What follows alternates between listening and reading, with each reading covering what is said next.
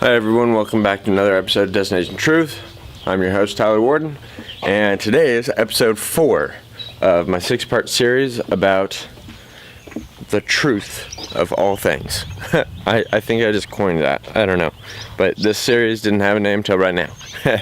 Anyways guys, this video is going to blow your mind probably, and you might not believe it unless you're already somewhat of a ufologist, like I was.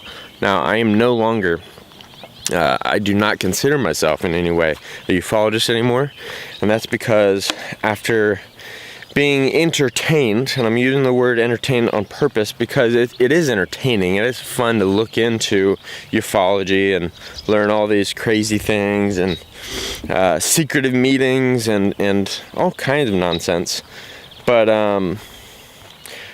you're probably not going to come to a clear conclusion like I have. And the reason I've come to a clear conclusion is because when I got bored of it, I started doing research on things that really matter.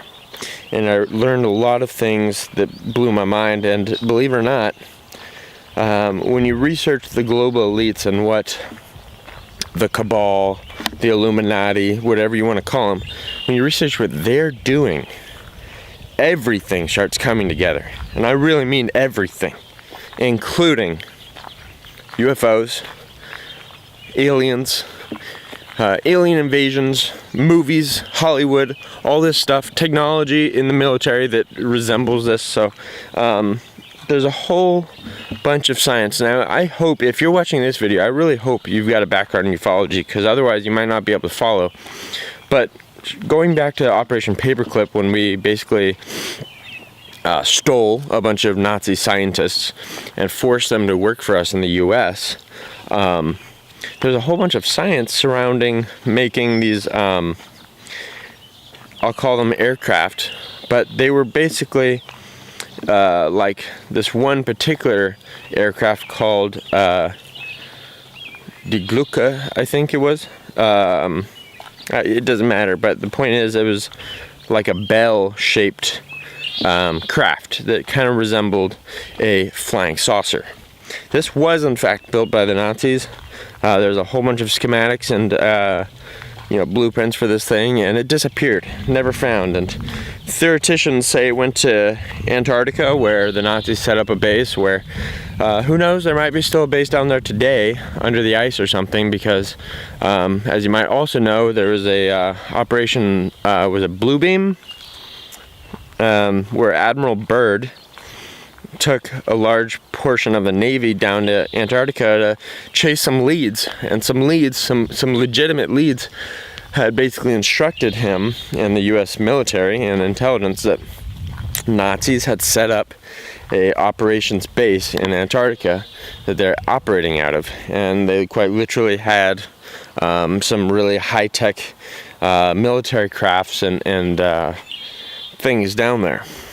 And so we checked it out, and Admiral Byrd had to retreat. It was one of the few times in American history where we retreated, and not only did we retreat, but we never went back. We never went back. And that's because if you actually look into some of these reports, it sounds insane. A bunch of huge Navy ships. I think we sent down 1 or 2 aircraft carriers. Again, this is after World War II, of course. They were being bombarded with ships that were super futuristic, had jet engines, or better. Some of them were allegedly shaped like flying saucers, and well, we lost and we got out of there. I don't think any ships were actually destroyed, but aircrafts were. We had some aircrafts on one of the aircraft carriers that went, and those ships were destroyed. So there were casualties. And this mission, to this day, is mostly top secret. We don't know very much about it at all.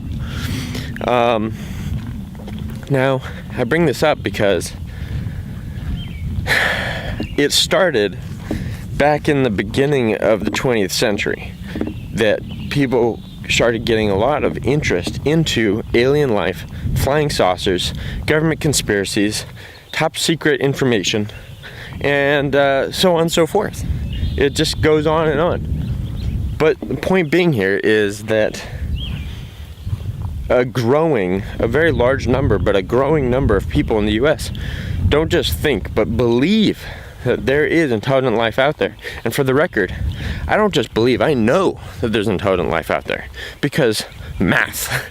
If you know anything about statistics and math, it doesn't make any sense that we are here on Earth and that there wouldn't be some kind of other life out there in the universe.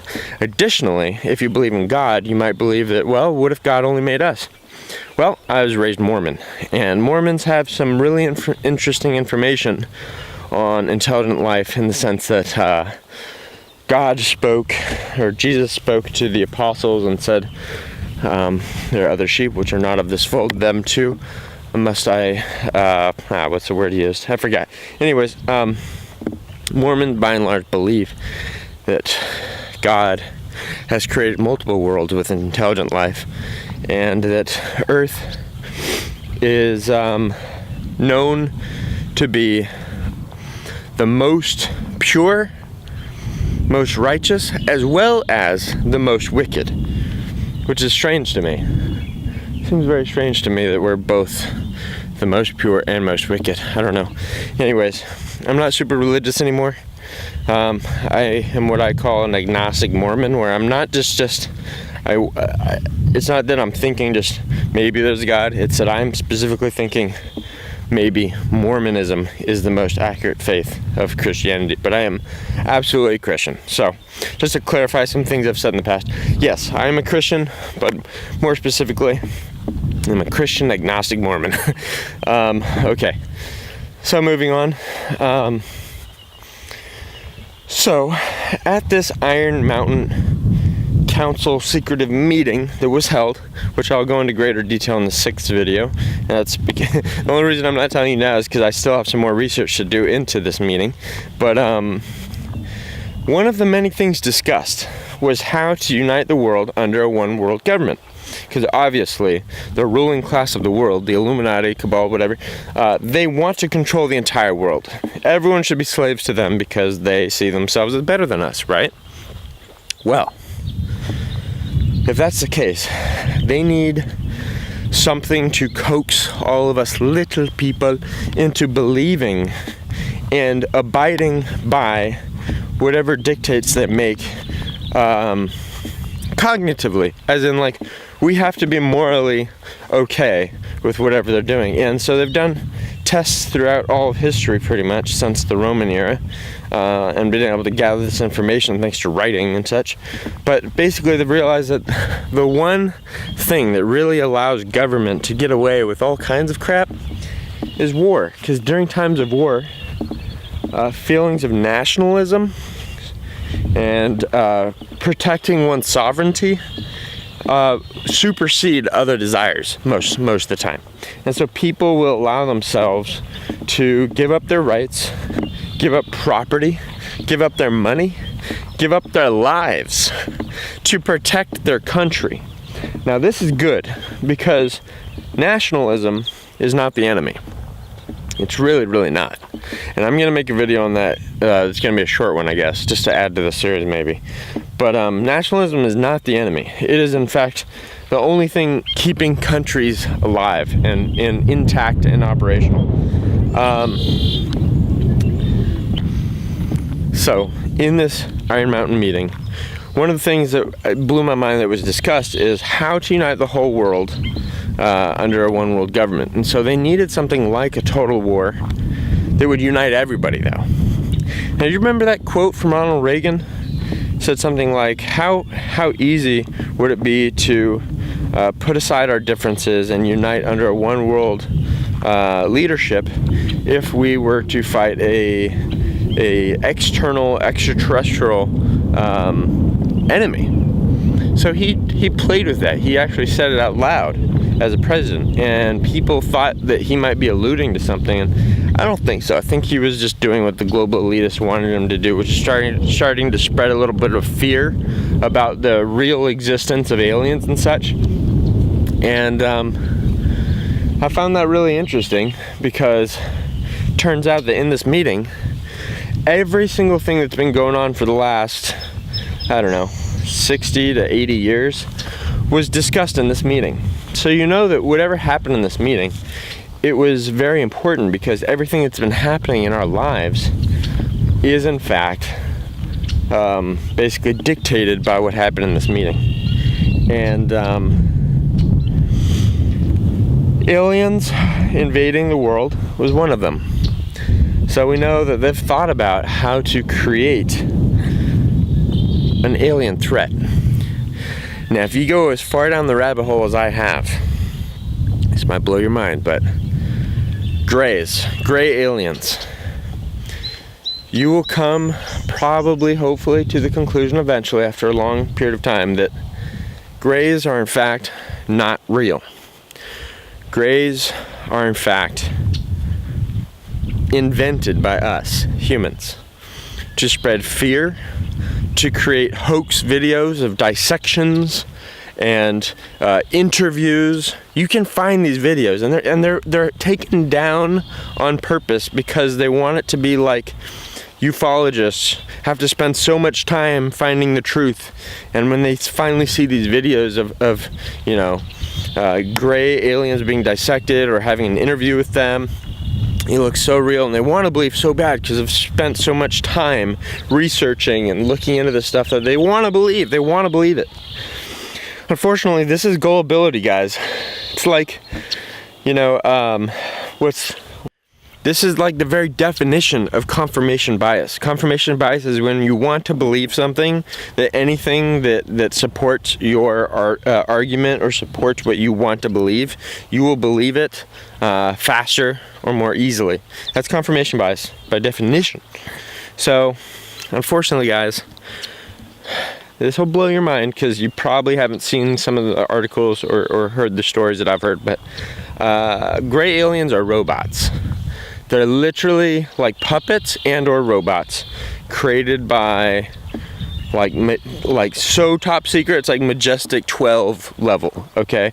We're talking the most top secret levels of not US government, but shadow government, world shadow government, because they do not have, the people in the shadow government, top secret America, if you will, a lot of these people at the top of these organizations don't have loyalty to the United States. They also consider themselves world citizens, and that's because they've been brainwashed by globalist elites to be their puppets. And just like in Altered Carbon, these people believe that they're going to be raised up into the ruling class of the world, pretty much. And if the world government was a thing, they would be quite literally, because they've proven their loyalty and such. So so in a nutshell, everything you know about aliens and alien life, people like Stephen Greer with Disclosure and the Disclosure Project, people like Tom DeLonge from Blink-182, these people, they probably have good intentions, but they were brought in by our government and they've been made into disinformation agents, because the information fed to them by our own government is false. So they're being lied to, and they don't know it because they're like, oh, I'm talking to the right people, I'm talking to politicians, I'm talking to this, I'm talking to that. Like, oh, I know what's going on, I know what's going on. No, you don't. You don't, because the information you're being fed is lies. It's really sad. It's really sad, and it's taken me a long time to get this clear-minded about the topic. Now, I'm going to run long on this video because I know that there's going to be a lot of haters out there. They're going to say, no, you don't know what you're talking about, bro. Tom DeLonge, he's a champ. Then why is he lying all the time when he's like, oh, we're coming out with videos, we're coming out with a series, we're coming out with a book? It's like, where are all these books and series and popular, easily consumable movies and shows? Like, if they really wanted to make change, yeah, they'd use media, right? They'd use media, but they'd have it out by now because he's been talking about this stuff for years already. Not to mention that, you don't need to water things down anymore. Like, I hate to say this, but a lot of the time the media, they will tell us things that are true, but they'll water them down all the time, just like in Stranger Things. Stranger Things season 2. There's that one episode that the entire episode doesn't have much meaning except for one thing. And it's this crazy ufologist, conspiracy theorist guy talking to the kids and being like, I know what I gotta do. We gotta water it down so that people can digest this, because if we tell them the absolute truth, they won't believe it. They'll say it's crazy. And that's a sad thing about people. When things are too crazy, when the real world you live in is too crazy, you don't believe it. But the world you live in is crazy. It is insane. And you best believe it. Otherwise, you are just going to be another little pawn. You're going to be used because you're not figuring out the big picture. And that's what I'm here to do. Because if there's one thing on this earth that I think I've done better than most, is I've figured out the big picture. And, alright. Pardon the dogs barking. I set off some watchdogs or something. But, so groups like MUFON, or the, the ufologists that simply just document real UFO sightings and such, I think they're doing the right thing. They're like open-minded folks that are just like, we're gathering intelligence, we're not drawing conclusions yet, really, but we're gonna help anyone that wants to make movies and videos about ufology. They've got the right idea, I think, but unfortunately, when anyone starts contacting the government, unfortunately, they're still being lied to this day. Real disclosure is not happening, guys. Lies is what's happening. Lies. So, I think I've nailed this one down now. Let me know if you guys have any questions down below. I would love to answer some of your questions, but quite basically, aliens, like grays, are not real. They're an invention of the US government to fool you into thinking that an alien invasion might be real and might happen. And when it does happen, we're going to unite the whole world to fight it.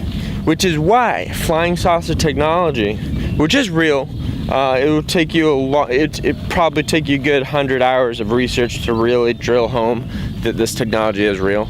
And the only reason that I know it's real, that I've proven it to myself, is I have done hundreds of hours of research into ufology, and I know that there are scores of witnesses of flying saucers, guys. They levitate, they're held in places like Area 51, and they're not taken out too much anymore. But during the 50s through the 90s, there was a campaign to test all kinds of crazy stuff, and a lot of these operations would take flights all over the globe to do like test flights of speed and longevity. It might be, I don't know for sure, but there might even be technology on these things that does in fact bend space. I can't say and time, but maybe they do, I don't know. But point being is they can kind of blink in and out of space that you can see. So maybe they're traveling through dimensions.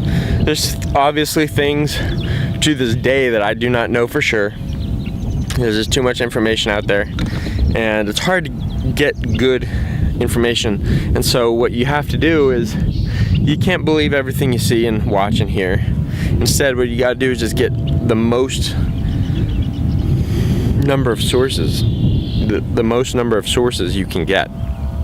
You have to get tons of information so that you can compile it and find out for yourself what's true. It's just like a teacher. A teacher doesn't tell you what to believe necessarily. They tell you how to learn so that you can figure out what the truth is. Yeah, obviously teachers don't teach that well anymore, but you get the point. Guys, I really hope this comes to you at a good time in your life where you're open to the truth, because trust me, if you're a ufologist, you probably don't want to hear that the Disclosure Project is a farce and that it will not actually yield any good information. You probably want to hear that it's legitimate and that the truth is coming out soon. But sorry guys, that's just not the case. Disclosure is a sham, and what is being sold to you is more lies. And it's so that if they need to, they'll use an alien invasion to unite the world under a one world government so that they can rule over everybody. Alright guys, that's it for now. Over and out.